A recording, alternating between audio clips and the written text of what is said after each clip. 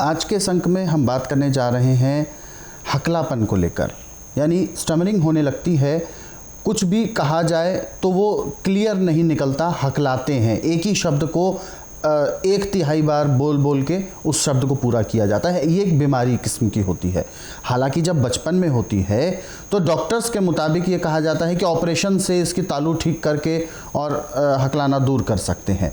लेकिन जब वही व्यक्ति एक उम्र उसकी बीत जाती है, जब वो बड़ा हो जाता है, तो ऐसे में क्या उसका उपचार भी हो सकता है? तो सबसे पहले मैं दो विषय जानना चाहूँगा, क्या बच्चों का उपचार कैसे हो सकता है और बड़ों का कैसे हो सकता है? देखिए, हकलाना और जिन की आवाज़ चले जाना जी, ये उपचार मेरे पास ऐसे है जैसे खेत में से गाजर मूली निकालना। जी, चाहे वो बचपन के हों चाहे वो जवानी के। हाँ जी, क्योंकि इसमें एक नहीं, मेरे पास अनेकों दवाइयाँ हैं। इन दवाइयों की विशेषता है कि जैसे आपने खुराक ली है तो जो गले के अंदर आपका इन्फेक्शन था, जिसमें आपको बोलने की दिक्कत आती थी या आपकी आवाज़ नहीं निकलती, जैसे तेज़ धूप में बर्फ़ रखने से बर्फ़ पिघल जाती है, पानी बन जाता है, ऐसे वहाँ से जो आवाज़ को रोक रहा था, हकलानापन था, वो समाप्त होता जाता है। और यदि ईमानदारी से दवाई खाए तो किसी को 3 महीने से फालतू दवाई नहीं खानी पड़ती और वो ठीक हो जाते हैं। आपने टीवी के माध्यम से यदि इंटरव्यू सुने होंगे तो आपको हफ्ता 10 दिन में ऐसा इंटरव्यू ज़रूर आएगा कि जो कहता था कि मैं 15 साल से इलाज करवा रहा हूँ, मैं 20 साल से इलाज करवा रहा था, परंतु मेरी ज़ुबान नहीं खुली। और स्वस्थ विचार में जिस दिन मैंने दवाई ली उससे 5वें दिन मेरी ज़ुबान खुलना शुरू हो गई। आज मैं पूर्ण रूप से साफ बोल रहा हूँ। जहाँ डॉक्टर ने हाथ खड़े कर दिए थे कि आप नहीं बोल सकते, आपकी बोलने की जो अंदर की क्षमता थी वो समाप्त हो चुकी है। परंतु आश्रम में आके आज वो बिल्कुल ठीक है, क्योंकि मैंने जो दवाइयाँ बनाई हैं जड़ी बूटियों से, इसमें किसी किस्म का केमिकल नहीं है।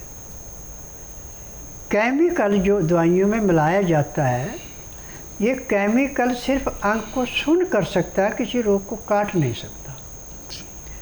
परंतु जड़ी बूटियाँ ऐसी हैं कि आपको चाहे कोई भी रोग है, दवाइयाँ खाने की हैं, पीने की हैं, मालिश करने के तेल हैं, आँख में नाक में डालने की दवाइयाँ, कुछ दवाइयाँ लेप करने की हैं। तो जैसे मैले कुचैले कपड़े को गर्म पानी में सोडा डाल के उसको बिल्कुल निखार देते हैं, ऐसे ये दवाइयाँ अंदर के रोग को बिल्कुल जड़ से काट देती हैं। और जिनका ज़ुबान बंद हो जाती है और जिनका हकलानापन है, जिस दिन आश्रम में आते हैं उससे 8 दिन बाद वो 25 से 30% आराम मिल जाता है। किसी को दवाई 2 महीने खानी पड़ती है, किसी को 4 महीने, ज़्यादा से ज़्यादा 6 महीने, और चाहे कितना भी पुराने से पुराना रोग हकलाने का बंद हो जाता है। परंतु इस टाइम पे आपको अदरक, लहसुन, प्याज कच्चा अधिक से अधिक मात्रा में लेना पड़ता है, चाहे जूस के रूप में लें, चाहे चटनी के रूप में लें, चाहे पानी में मिला के लें, चाहे शहद में मिला के लें। लहसुन, प्याज, अदरक हर एक रोग को समाप्त करने के लिए एक किस्म का अमृत है। उदाहरण के तौर पे आपके कान में भयंकर दर्द हो रहा है और आपने सारे उपाय कर लिए, दर्द बंद नहीं हो रहा है। आप 1 तुल्ली लहसुन की छील करके, काट करके और कान के होल में यहाँ पे रख दें, अंदर ज़्यादा नहीं करनी, थोड़ी सी, जिससे कि जो हवा बाहर से जाएगी कान में वो उस लहसुन की तुल्ली से होती हुई जाए। तो आपको अचंभा होगा कि जहाँ पे आपने हज़ारों रुपए का इंजेक्शन लगा के कान को ठीक नहीं किया, दर्द बंद नहीं हुआ, वो लहसुन की तुल्ली रखने के 10 सेकंड के बाद वो दर्द नहीं मिलेगा। अब जिसका कहीं से कोई अंग कट चुका है, उससे खून बह रहा है, आप लहसुन को पीस करके किसी भी चिकनी चीज़ में मिला के जहाँ से खून बह रहा है वहाँ पे लगा दे। लगाने के 2 सेकंड के बाद तो खून बहना बंद हो जाएगा। जब आप उसको हटाएंगे वहाँ से और डॉक्टर के पास जाएंगे, इसमें टांके लगा दो, डॉक्टर आपको गालियाँ निकालेगा कि हफ्ते का जख्म मैं क्या आप टांके लगा के अपनी बेइज्जती कराऊँगा। परंतु जब उसको बताया जाएगा कि हमने सिर्फ देसी जुगाड़ किया जिसमें लहसुन का रस चिकनाहट में मिला के लगाया था, ये इसका असर है। परंतु डॉक्टर आपका उसमें टांके नहीं लगाएगा। परंतु जब लहसुन को पीस करके आप किसी चिकनी चीज़ में मिला के वहाँ पे पट्टी करेंगे तो जो डॉक्टर के टांके हफ्ता 10 दिन में पकड़ने थे वो आपका 3 दिन में जख्म बराबर हो जाएगा और उसमें खुरन नहीं आएगा। जो खुरन आता है ऊपर वो खुरन नहीं आएगा। जैसे रोड पे गड्ढे को रोड का मजदूर दाएं बाएं की मिट्टी ला के उसको भर देता है और गाड़ी का जो जंप था वो समाप्त हो जाता है, ऐसे हर एक रोग को काटने के लिए लहसुन, प्याज और अदरक एक किस्म का अमृत है। आवाज़ बढ़ाने के लिए, बहरेपन को काटने के लिए, तुतलाने के लिए और जितने भी शरीर के रोग हैं इनको समाप्त करने के लिए लहसुन, प्याज, अदरक से बढ़ के संसार में और कोई दूसरी वस्तु नहीं है।